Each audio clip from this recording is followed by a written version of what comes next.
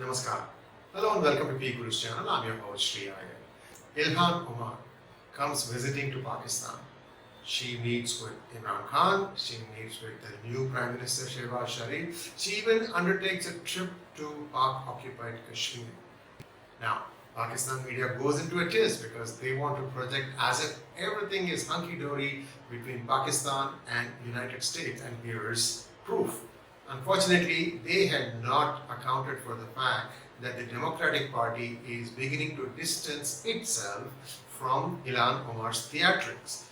There was a statement by a State Department spokesperson that Ilhan Omar was not representing the United States in any official capacity. As a matter of fact, people couldn't answer as to who funded this trip of Ilhan Omar to Pakistan. Now, according to some sources that I had seen a few days ago, but I'm unable to see it on Google now, a Pakistani American based in Los Angeles had actually underwritten this trip. But if you go and search now, you won't find it. If, however, one of you unearth this link, there was a story article. And again, if somebody wants to sponsor someone for a visit to some place, it is completely his business. There is nothing wrong in it. However, there appears to be something that is being covered up here, and we have to find out what that is.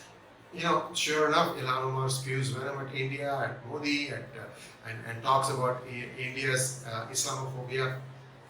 I want you to take a look at the subtext here. So while Ilhan Omar is spewing all this venom from the United States, perhaps the group that is sponsoring all this sensed that there is a lot of pushback in US. So what to do? Now they have raised the new one, which is Naz Shah, who is an MP from Bradford West County of United Kingdom. She starts on the Twitter saying that there is Islamophobia, there is concern for minorities in India, and that the Modi government is discriminating actively against minorities. I think I want to first dispel one thing. Muslims have reached the critical mark of 15% or more as a population in India. They're no longer minorities. So they are just one of us. And I think this marking of being a minority doesn't hold good anymore. They are going to be subject to the same kind of scrutiny as every one of the other people of India. In fact, these are all things that are now beginning to become mainstream, and you are seeing many people now voicing their concerns over specific perceived targeting, and people come right back and say no, you got it all wrong. So fake narratives are falling flat. Plus, I'm hoping that the fact that Twitter is gone private will help, because Twitter might be giving a more balanced playing field for opinions of all types. There are only left opinions and there are the non-left. I don't want to say somebody is centrist or right, none of that stuff. This is a definition of left, and I'm standing by that. I'm not left, so I am a non-left. I'm an independent. I have independent views. If I see something good, I appreciate them. If I see something that needs to be criticized, I do that in a very constructive manner. Okay, so all these things portend one thing for India, and that is that Pakistan has not changed its stripes. Rather, a new Prime Minister is a new selection, nothing more, nothing less. To expect that suddenly with a magic wand everything is going to go away and Pakistan is going to behave is foolhardiness. The establishment continues to be in control, and just to make sure that India doesn't start relaxing, you're seeing a lot of encounters again. I guess it is late April, things are thawing, they're going to find ways to come in, and again they wanted to try and disrupt Modi's meeting in Kashmir. I don't know if that was on the anvil or not, because you thought it looked like on the 24th he was going to go to Srinagar, but he ended up going only to Jammu. Maybe it was security concerns. We don't know.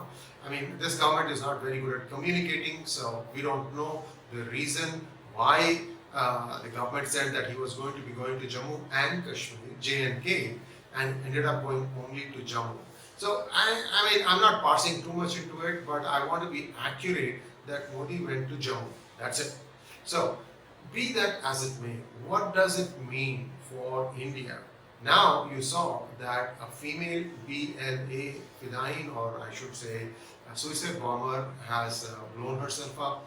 There's going to be more information on this as to what happened. Looks like the target appeared to be a Chinese installation. China is now up in arms. Is China going to take on BLA?